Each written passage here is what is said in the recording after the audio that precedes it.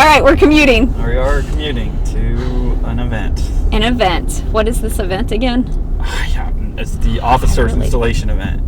Officers MSAR. indictment installation. Not indictment. I'm not going to jail. They are basically getting indicted because it is a year of service, which is tough. Been there, done that. Oh, in fact, I'm an officer this year. Oh. Do you think I'm supposed to be? Oh. I'm getting retired today. Oh, I think I'm actually a part of this event. Well, that's scary. Okay, so that's real bad.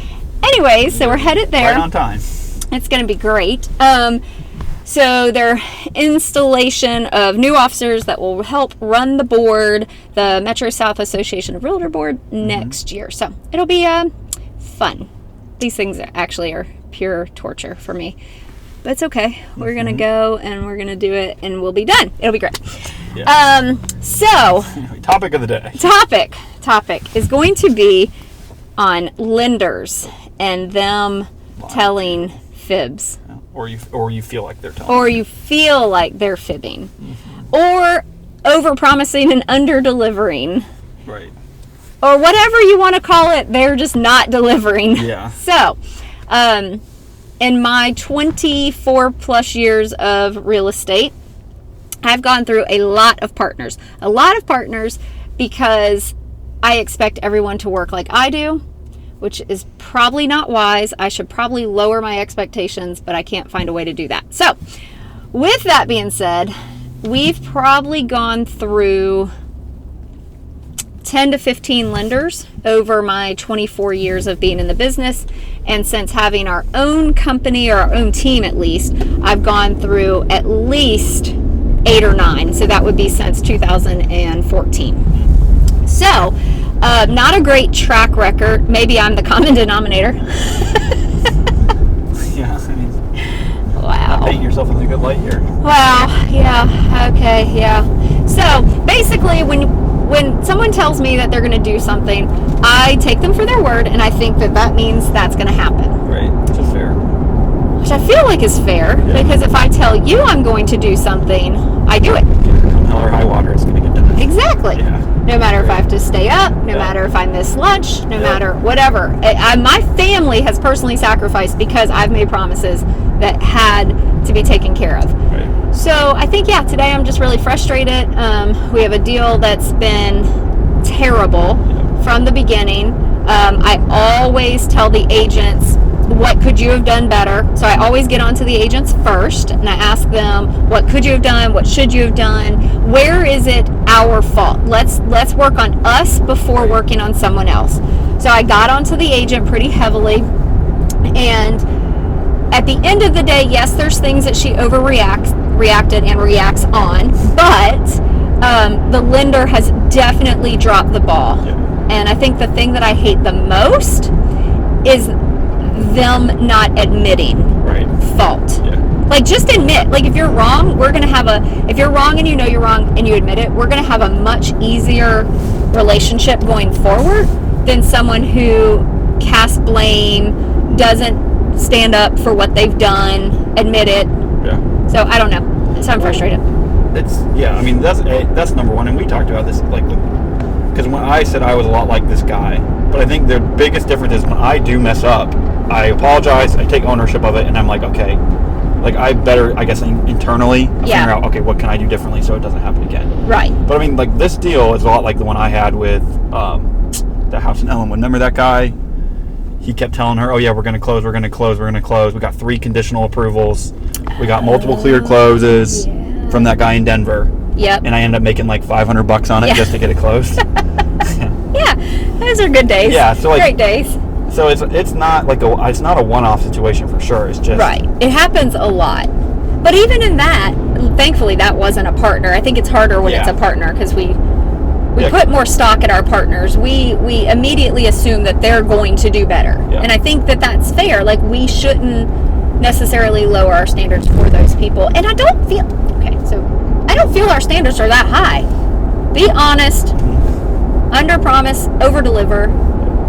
We'll just be honest with the actual expectations. I think the issue is there was never honesty with, okay, when you're going through this system with down payment assistance, or like this lender, I haven't used them that many times. I'm not, like, it might be a rough road. Right. Right? And so everyone was expecting a very smooth process. He ensured a very smooth process. Not a big deal. We're going to get it done. Yeah. And it's been nothing but bumps. We're 2 weeks after initial close, multiple amendments to extend. So it's just kind of a cluster. Yeah. And then it doesn't help when, I think in general, like in our industry, mortgage lenders, real estate agents, insurance agents, we all feel like we're here to educate, but yet a lot of us don't do a great job at dumbing it down so the average consumer can understand. Yeah. And I don't think we're great at making sure that they understand what we're saying. Yeah. So, like, I guess an example of that is saying something to the effect of, there is a third-party approval. So just because I give you an approval doesn't mean the other party is going to give you an approval. And they actually have the final say. Yeah. So I think breaking that down, and then putting everything you say in an email. Yeah. Don't send an email with a bunch of details, have the conversation, and then say, per our conversation, remember XYZ. Yeah. So I think that's something that we fail at over and over and over again, and some of it is because of time. We're just busy and we're running. I think the other thing is we think that they understood. Yeah. You think you had a great conversation with someone, it seemed as if it clicked, they acknowledged that it clicked, you even questioned, and it seemed like they understood, but now you don't have that proof if you haven't sent the email. Yeah, which was a lot of it is, come to find out, it's just communication errors, and all parties weren't being super transparent Right. with everything. And so, I don't know. It is interesting because, like you said, it's when you come to our preferred partners, we try to market it. These are people we trust. These people that we know is going to get it closed. Right. Right. And so then when that fails, it's kind of a bad or worse look on us. Yep. And that's kind of the issue, is trusting those people to do as good of a job with their clients as we do with ours. Right. And that's very frustrating. And not taking ownership of it. Yeah. It's kind of like the same. Yeah. I feel like our partners need to be held to a different standard, because otherwise, why are they our partners? Like, so what do you think your recourse is, though? All right, so if you're another agent or team lead and you have partners that you feel like one of your agents got lied to, what do you think is proper recourse for that? Excommunicate? No, I personally prefer first everyone sitting down together. Yeah. Like, have the agent, the lender, if the lender's boss was involved, like, get everybody that was involved in the transaction together and force transparency. Yeah. I don't feel a lot of people, like doing that. Yeah. Nor will do that. Yeah. But I think that's my approach normally, is like, let's all sit down. In fact, on this one, I've already reached out and said, I think we all need to have a sit down once this is done. Yep. Because I feel that's the best way to have a clean slate, get a breath of fresh air. And you know what? If you decide as the agent, I'm never working with that person again, so be it. But everyone needs to be on the same page because everyone could have done something better. So let's approach it in a way, hey, everyone could have done better. Where did we drop the ball? Not necessarily, oh, here's where you lied, this is what you said, none of that necessarily, but at least having those open conversations. And then I think naturally, I think I muted, sorry, some of the lying and stuff will naturally come out. Yeah. I at least think so. I wonder how long I hit mute. I hope it was just when you hit that little bump and I bumped it with my hand. I think this is a parking space right here. I think you're making it a parking space. So, yeah. It looks, like a perfect parking spot. It's fine. So, yeah, I feel like overall we need to have a sit down and talk to them. And then if it happens again, I think that's when we dissolve the partnership. Yeah. So, and I think, go ahead. Well, I just think you can't you don't ever want to make a rush decision. Because like you said, you have to find out because when we did a little more deep diving in that situation, then everything we were told wasn't exactly true how it was told to us. Right. Right. And so like that's where it's like, Well, let's clean that up. So the things that were told to us by the agent, which most of that came from her client, right. and then some of it from her, wasn't actually full truth either. Right. And so like that's what we're saying is like there is, you know, the old saying, there's 3 sides to every story. There's your side, her side, and then there's the truth. Yep.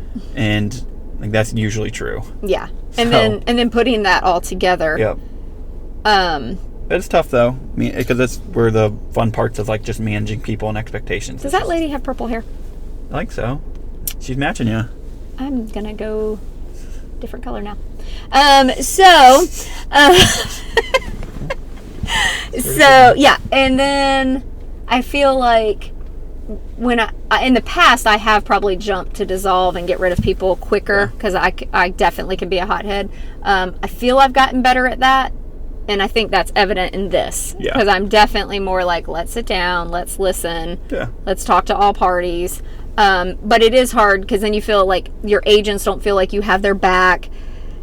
But it really has to be more than one issue. Yeah.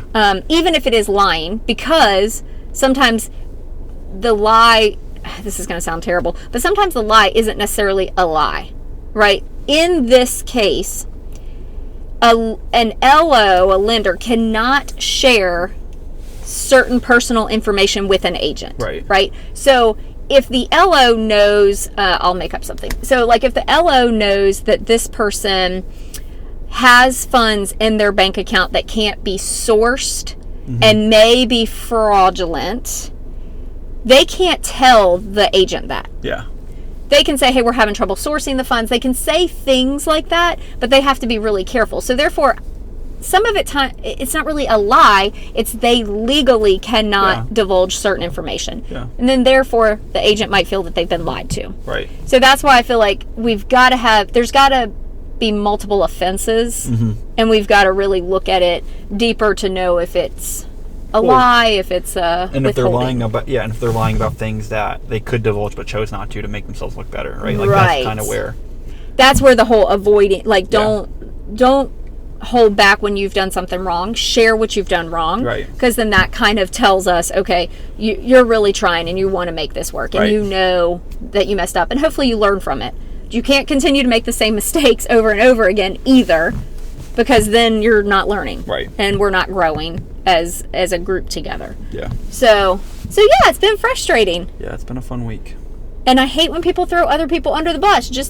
I mean, because it's been like the attorney lied, or the other third party lied, or I don't know, just everybody just say what happened. Yep.